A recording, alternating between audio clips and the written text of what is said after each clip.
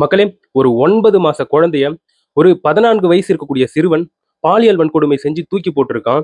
அது சம்மந்தப்பட்டிருக்கக்கூடிய செய்திகள தான் இப்போ உங்ககிட்ட நான் சொல்லப் போறேன். இது கேட்டு முடிச்ச பிறகு செமையா அஃபண்ட் ஆகப் போறீங்க. செமையா கோவப்படப் போறீங்க. என்ன நம்மளுடைய சட்டதிட்டம் வந்து மாத்தி அமைக்கணும். இப்படி கேவலமா போய்க்கிட்டு இருக்கே. இவனுங்களுக்கெல்லாம் சரியான தண்டனை கிடைக்காதா? அப்படின்ற மாரி நீங்க செமையா கோவப்படப் போறீங்க. ஆதங்கப்படப் போறீங்க. அது மட்டும் இல்லாம அந்த 14 வயசு சிறுவன் வாக்குமூலத்த குடுத்திருக்கான். அந்த கிரைம செஞ்சது நான் தான். எதனால செஞ்சிருக்கேன் அப்படின்ட்டு வாக்குமூலத்த குடுத்திருக்கான். அத உங்ககிட்ட சொல்லும்போது, நீங்க இந்த மது பழக்கத்தையும் மற்றும் சிறார்கள் ஃபோன் யூஸ் பண்ணக்கூடிய இந்த பழக்கத்தையும் நீங்க கண்டிப்பா நெனச்சு வேதனை அடையப் போறீங்க. ஸோ உத்தரப்பிரதேஷ்ல அந்த 14 வயசு பையன் அந்த 9 மாச குழந்தைய வந்து பாலியல் வன்கொடுமை செஞ்சிருக்கான் இல்லையா? அது சம்மந்தப்பட்டிருக்கக்கூடிய டீட்டெயில்ஸ எந்த அளவுக்கு வேகமா சொல்லி முடிக்க முடியுமோ, அந்த அளவுக்கு வேகமா உங்ககிட்ட வந்து சொல்லி முடிச்சிர்றேன் மக்களே. வணக்கம் மக்களே. நான் உங்க கோகுல். இது உங்க கோகுல் டெக். இது போன்ற கரண்ட் அஃபேர்லாம் நீங்க தெரிஞ்சுக்கணும்னா, கோகுல் டெக் சேனல சப்ஸ்கிரைப் பண்ணிக்கோங்க. ஃபர்ஸ்ட் இந்த சம்பவம் எங்க நடந்திருக்குன்னா, உத்தரப்பிரதேஷ்ல இருக்கக்கூடிய கோரக்பூர் அப்படிங்கிற டிஸ்ட்ரிக்ட்ல ஒரு வில்லேஜ் இருக்கு, ஒரு கிராமம் இருக்கு.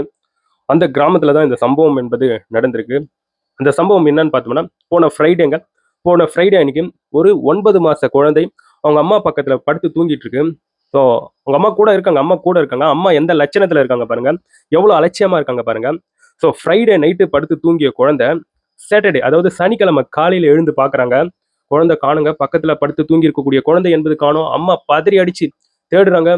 கிராமவாசிகள் நிறைய பேர் வந்து தேடுறாங்க. குழந்தை அவங்க அந்த அம்மா இருந்தாங்க இல்லையா?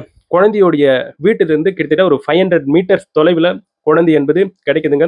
எந்த நிலையில கிடைச்சிருக்குன்றத பத்தி உங்ககிட்ட வந்து விவரிக்கிறேன். பயங்கரமா அஃபண்ட் ஆக போறீங்க. குழந்தைக்கு வந்து ரொம்ப கடுமையான காயங்கள்ங்க. உடம்பு ஃபுல்லா கடுமையான காயங்கள். ட்ரெஸ் இல்ல. இதை தாண்டி பெருசா விவரிக்க வேணாங்க. ரொம்ப மனசு கஷ்டமா இருக்கு. ஸோ நீங்களும் கேட்டீங்கன்னா ரொம்ப அஃபண்ட் ஆகுவீங்க. ஸோ அதுக்கப்புறம் குழந்தைய வந்து பக்கத்துல இருக்கக்கூடிய ஹாஸ்பிட்டல்ல கொண்டு போயிட்டு சேர்க்குறாங்க. சேர்த்த பிறகு குழந்தைக்கு வந்து சிவியர் இன்ஜுரிஸுங்க. நல்வாய்ப்பாக குழந்தையோடைய உயிருக்கு எந்த ஒரு ஆபத்துமே கிடையாது. பட் தீவிர சிகிச்சையில வந்து குழந்தை வந்து இருந்துகிட்டு இருக்கு. அதுக்கப்புறம் என்ன நடக்குதுன்னா, அங்க இருக்கக்கூடிய கிராமவாசிகள், அந்த குழந்தையுடைய அம்மா எல்லாரும் சேர்ந்து போலீஸ் ஸ்டேஷன்ல போயிட்டு புகார வந்து ஃபைல் பண்றாங்க. அதுக்கப்புறம் போலீஸ் வராங்க. அந்த கிராமத்துக்கு வராங்க. அந்த கிராமத்துல இருக்கக்கூடிய சிசிடிவி ஃபுட்டேஜஸ் எல்லாத்தையும் அக்சஸ் பண்றாங்க. அதுக்கப்புறம் அந்த கிராமத்துல இருக்கக்கூடிய அந்த மக்கள வந்து விசாரணை வளையத்துக்கு உட்படுத்துறாங்க. அப்போ போலீஸுக்கு வந்து ஒரு சந்தேகம் என்பது ஏற்படுதுங்க. அது என்னன்னு பார்த்தோம்னா, அந்த கிராமத்திலேயே இருந்திருக்கக்கூடிய ஒரு 14 வயது சிறுவன் வந்து ஒரு வாரத்துக்கு முன்னாடி தான் அந்த கிராமத்துக்கு வந்து திரும்பி இருக்கான். வேற ஒரு ஊருக்கு போயிட்டு. ஸோ அந்த சிறுவன் அந்த குழந்தைக்கு வந்து ஒரு உறவினருங்க. உற்ற ஒரு உறவினர். பாத்தீங்களா கிரைம் எப்படி நடக்குதுன்ட்டு. அந்த பையன் தாங்க இந்த கேவலமான செயலை வந்து செஞ்சிருக்கான். அவன் விசாரணையில வந்து இத ஒப்புக்கொண்டு வேற இருக்கான். ஸோ கிரைம வந்து நான் தான் பண்ணேன் அப்படின்ட்டு அவன் வந்து ஒப்புக்கொண்டு இருக்கான். ஸோ அவன் ஒப்புக்கொண்டது மட்டும் இல்லாம இந்த கிரைம வந்து போலீஸ் கிட்ட வந்து எடுத்து சொல்லியிருக்கான். எப்படியெல்லாம் அவன் அந்த கிரைம வந்து பண்ணியிருக்கான். அந்த குழந்தைய வந்து எப்படியெல்லாம் தூக்கி ஒரு கேவலமான ஒரு செயலை வந்து செஞ்சிருக்கான் அப்படின்ட்டு சொல்லியிருக்கான். அதன்படி பார்த்தோம்னா, ஃப்ரைடே நைட்டு அவன் வந்து ஃபுல்லா மது போதையில வந்து இருந்திருக்கான். அந்த மது போதையில அந்த குழந்தையோட உறவினர் வேற, அந்த குழந்தையோட வீட்டுக்கு போயிருக்கான். அம்மா பக்கத்துல படுத்திருக்கக்கூடிய அந்த குழந்தைய வந்து தூக்கிக்கிட்டு, பக்கத்துல இருக்கக்கூடிய ஒரு ஆள் இல்லாத இடத்துக்கு கொண்டு போயிட்டு, அந்த குழந்தைய பாலியல் வன்கொடுமை என்பது செஞ்சிருக்கான். இவன்லாம் என்னங்க மனுஷன்? மிருகத்த விட கேவலமானவனுங்க இவனுங்கலாம். உண்மையாவே. ஸோ இந்த மாரி பாலியல் வன்கொடுமை செஞ்சது மட்டும் இல்லாம, அந்த குழந்தைய அங்கேயே தூக்கி போட்டுட்டு, காலையில அந்த கிராமவாசிகள், அந்த அம்மாலாம் அந்த குழந்தைய வந்து தேடும்போது, அவங்க கிட்ட வந்து நல்லவன் போல வேஷம் போட்டு, அந்த குழந்தைய வந்து கூட சேர்ந்து தேடுற மாரி நடிச்சிருக்கான். ஸோ அதுக்கப்புறம் சொல்றான் அவன். மேற்கொண்டு சொல்றான்.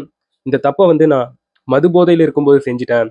மது போதை தான் என்னை தூண்டியது இது போன்ற தப்பை வந்து செய்வதற்கு.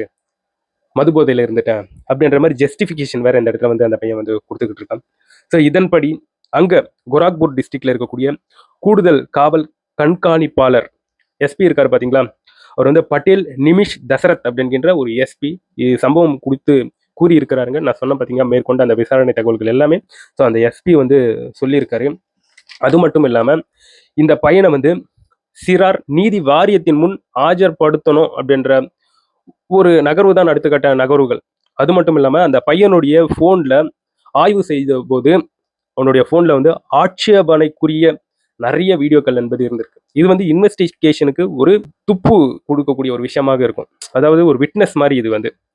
ஸோ அவ்வளோ தேவையில்லாத வீடியோ என்பது அவனுடைய ஃபோனில் வந்து இருந்திருக்கு. ஸோ இதை வந்து நான் மிகைப்படுத்தி கூற வேணாம், உங்களுக்கே தெரியும் தேவையில்லாத வீடியோக்கள் என்னும்போது ஆல்மோஸ்ட் அது வந்து என்ன வீடியோக்களாக இருக்கும் அப்படின்ட்டு.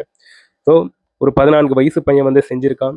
அவன் செஞ்சது மட்டும் இல்லாம, நான் வந்து மது போதையில இருந்துட்டேன். ஸோ அதன் காரணமாக நான் வந்து செஞ்சுட்டேன். அப்படின்ற மாரி அவன் வந்து வாக்குமூலம் குடுத்துருக்காங்க. ஸோ இதெல்லாம் கேட்கும்போது ரொம்ப ஒரு மாரியா வியர்டா இருக்குங்க. ஒரு 14 வயசு பையனுக்கு என்னங்க தெரியும்? அந்த வயசுல வந்து அவன் நல்லா படிக்கணும். 14 வயசு பையன்னா 10தோ 11தோ படிக்கக்கூடிய ஒரு பையன். அப்படியாப்பட்ட பையன் இப்படி ஒரு காரியத்துல வந்து ஈடுபட்டிருக்கான்னா, நம்ம என்ன மாரியான ஒரு சமூகத்துல வந்து வாழ்ந்துகிட்டு இருக்கோம்? ஐ மீன் நான் எல்லாரையும் சொல்லல. நம்ம கிட்ட இருக்கக்கூடிய இந்த மொபைலோடைய தாக்கம் எந்த அளவுக்கு அபரிவிதமா இருக்கு பார்த்தீங்களா? ஃபோன் ஃபுல்லா கெட்ட கெட்ட வீடியோஸ். ஸோ மெரிட்ஸ், டிமெரிட்ஸ் அப்படின்ட்டு இருந்தாலும், டிமெரிட்ஸ் இருக்கு. சில சிறார்கள் இத வந்து தப்பா யூஸ் பண்ணிட்டு இருக்காங்க. அத பார்க்கணும். அது மட்டும் இல்லாம 14 வயசு பையன் போதையில இருந்திருக்கான் அப்படின்னு சொல்லிட்டு இருக்கான். ஸோ அந்த தப்ப செய்வதற்கு காரணம் போதை தான் அப்படின்ட்டு சொல்லிக்கிட்டு இருக்கான். பார்த்தீங்களா? இந்த இடத்துல வந்து கிரைம்க்கு வந்து ரொம்ப பெருசா ரீசன்ஸ் எல்லாம் நம்ம வந்து தேட வேணாங்க. கிரைம்க்கு முக்கிய ரீசனே போதைப் பொருள், அதுக்கப்புறம் இந்த ஃபோன்ல தேவையில்லாத காட்சிகள், தேவையில்லாத விஷயங்களை பார்த்துட்டு, அதுல ஒரு ஹைப் ஆகி போயி தேவையில்லாத கிரைம்ஸ்ல ஈடுபடுறது தான் கிரைம்ஸ்க்கு வந்து முக்கிய காரணம். ஸோ ஒரு 18 வயசு பையன் வந்து செல்ஃபோனை வந்து யூஸ் பண்றாங்கன்னா, கண்டிப்பா அது வந்து ஆய்வுக்கு உட்படுத்தணுங்க. ஸோ நெறைய பேரண்ட்ஸ் வந்து இத வந்து ஃபாலோ பண்ணணும். தான் குழந்தை தன்னுடைய ஃபோன்ல என்ன பண்ணிக்கிட்டு இருக்கான்? அவன் வந்து உண்மையாவே அவனுக்கு தேவையான யூஸ்ஃபுல்லான விஷயங்கள தான் அவன் வந்து அந்த ஃபோன்ல வந்து உபயோகிச்சுட்டு இருக்கானா? இல்ல தேவையில்லாத அன்னெசசரியான வீடியோஸு, அன்னெசசரியான கன்டென்ட்ஸு அப்படின்ட்டு அந்த பையன் வந்து பார்த்துட்டு இருக்கானா? அப்படின்ட்டு பேரண்ட்ஸ் கண்டிப்பா செக் பண்ணணுங்க. ஸோ இவ்வாறான இந்த விஷயங்கள் கண்டுக்காம விட்டா, அது வந்து எதற்கு ஒரு ஏதுகோலாக இருக்குது தெரியுமா? ஒரு கிரைம்க்கு ஏதுகோலாக இருக்கு. கடைசியில அந்த பையன் ஒரு ஹைப்ல போயிட்டு பாலியல் வன்கொடுமையிலயோ, இல்ல ஒரு கொலையிலயோ போயிட்டு நிக்கிறான். ஸோ கடைசியில அவனுடைய வாழ்க்கை வந்து நிர்மூலமாகுது. ஸோ அதுல வந்து அவங்க மேனிபுலேட் செய்யப்பட்டிருக்கலாம். ஏதோ சம்திங் தப்பா அவங்க வந்து செயல்படுவதற்கு வாய்ப்புகள் இருக்கு. நெறைய குழந்தைகள் சம்மந்தப்பட்டிருக்கக்கூடிய கேஸ் எல்லாம் வச்சு பார்க்கும்போது, ஸோ செல்ஃபோன் வந்து ஒரு முக்கிய ஆதாரமாக இருக்கு. அதுல இருக்கக்கூடிய விட்னஸ் எல்லாமே சம்மந்தப்பட்டிருக்குங்க. அப்போ செல்ஃபோன் இந்த இடத்துல வந்து சிறார்களுக்கு மத்தியில ஒரு முக்கிய பங்காற்றுகிறது. அது மட்டும் இல்லாம இந்த போதை பழக்கம். அப்பா உடல் வலிக்காக குடிக்கிறேன். சும்மா ஜாலிக்காக குடிக்கிறேன். நான்லாம் குடிச்சாலாம் ரொம்ப சரியா இருப்பேன்ப்பா. அப்படின்ட்டு இந்த சும்மா ஒரு வாட்டி குடிக்கிறது கூட இந்த இடத்துல வந்து தப்புன்ட்டு தான் பொருட்படுத்த முடியும். போதை எதற்கு வழிவகுத்து விடுது பார்த்தீங்களா? ஸோ அதனால தான் இந்த இடத்துல வந்து போதை பழக்கம் என்பது தவிர்க்கக்கூடிய ஒரு விஷயம். ஸோ இத வந்து எத்தனை பேர் என்னவா எடுத்துக்கிறாங்கன்றது நம்மளுக்கு தெரியாது. பட் கிரைம்க்கு முக்கிய ரீசன்னு பார்க்கும்போது போதை. ஸோ இந்த இடத்துல வந்து பெற்றோர்கள் இந்த குழந்தைகளை வந்து பராமரிக்கக்கூடிய அந்த பராமரிப்பாளர்கள் முக்கியமா கவனிக்கக்கூடிய விஷயங்கள் என்னன்னு பார்க்கும்போது செல்ஃபோன், அவனுடைய பழக்கவழக்கங்கள், இந்த குடிபோதை சம்மந்தப்பட்டிருக்கக்கூடிய இந்த பழக்கங்கள்லாம் நிறுத்தணும்.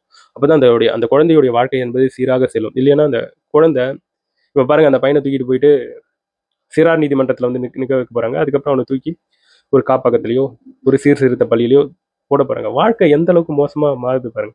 ஸோ அதனால பெற்றோர்களே ரொம்ப கவனமா இருங்க. உங்களுடைய குழந்தைகள் செல்ஃபோன்ல என்ன யூஸ் பண்ணியிருக்காங்கன்றத வந்து தயவு செஞ்சு இப்பயாச்சும் போயிட்டு அத செக் பண்ணுங்க. இது போன்ற பல பிரச்சனைகள் வந்து ரீசென்ட்டா வந்து போய்க்கிட்டு இருக்கு. குழந்தைகள் சம்மந்தப்பட்டு. ஸோ அவையெல்லாம் தவிர்க்கப்பட வேண்டியதாக இருக்கணும். ஸோ அதுக்கு வந்து கவர்மெண்ட் முக்கிய ஸ்டெப்ஸ வந்து எடுக்கணும். ஏன்னா, இப்ப ரீசென்ட் டைம்ல வந்து நெறைய ஏகப்பட்ட சம்பவங்களை வந்து கேள்விப்பட்டிருக்கோம். இப்ப கூட கும்மிடிப்பூண்டியில நம்ம திருவள்ளூர் கும்மிடிப்பூண்டியில ஒரு 3 மாச 3 3 இயர்ஸ் குழந்தைக்கு வந்து என்னங்க நடந்தது? அந்த அந்த சம்பவத்தெல்லாம் நம்ம கேள்விப்பட்டோம் இல்லையா? எவ்வளோ மனசு வலிக்குது அந்த குழந்தைக்கு சம்மந்தப்பட்டு. அந்த குழந்தைக்கு நடந்திருக்கக்கூடிய அந்த சம்பவம். அவ்வளோ மனசு வலிக்குதுங்க. தப்பு செய்யக்கூடிய எந்த நபர்களா இருக்கட்டும், அவங்களுக்கு சரியான ஒரு தண்டனையை இந்த இடத்துல குடுக்கும்போது தான், அது வந்து அடுத்தவங்களுக்கு ஒரு முன்னுதாரணமாக மாறும். இந்த மாரி முன்னுதாரணமாக மாறும்போது, ஐயோ! அந்த தப்ப செஞ்சா நம்மள இப்படி பண்ணிடுவாங்களே அப்படிங்கிற அந்த பயம் பிறக்கும்போது தான், இந்த இடத்துல ஓரளவுக்கு கிரைம் ரேட் என்பது குறையுங்க. ஸோ தப்பு செய்யக்கூடிய நபர்களுக்கு தக்க தண்டனை இந்த இடத்துல வேணும். அத வந்து தூக்கி ஜெயில்ல போட்டு இயர் கணக்கா ஜெயில்ல இருக்கிறது கிடையாது. அதை தாண்டி இன்னும் ஸ்ட்ராங்கா அந்த பனிஷ்மென்ட் வந்து இருக்க வேண்டும். இந்த குழந்தைங்க மேலயும், பெண்கள் மேலயும் கை வைக்கக்கூடிய அந்த நபர்களுக்கு. ஸோ இத அழுத்தம் திருத்தமாக இந்த இடத்துல வந்து பதிவு செஞ்சுக்கிறேன். இதை பற்றி நீங்க என்ன நினைக்கிறீங்கன்றது என்னோட கமெண்ட் செக்ஷன்ல வந்து பதிவு பண்ணுங்க. நான் வந்து உங்கள அடுத்த ஒரு வீடியோல பார்க்குறேன். பாய் நண்பர்களே.